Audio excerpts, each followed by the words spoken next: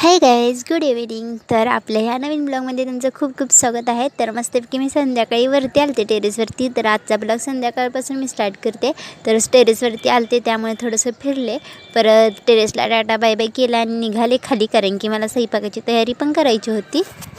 तर सकाळची आणि संध्याकाळची सुरुवात ना देवाला दिवा लावून झाली ना तर खूप भारी वाटतं आणि मन पण प्रसन्न होतं. त्यामुळे पहिल्यांदा मी वरती टेरेसवरती जाऊन आले, त्यामुळे हातपाय धुतले आणि पहिल्यांदा देवापुढे दिवा लावून घेतला, कारण की संध्याकाळ झालते आणि कसं एकदम फ्रेश वाटतं अगरबत्ती वगैरे लावलं ना त्या सुगंधामुळे. तर आज जेवणामध्ये ना मी काळा घेवडा करणार होती, म्हणजे आपला ओला काळा घेवडा असतो ना तो मी जातानाच आधी निवडलेला होता.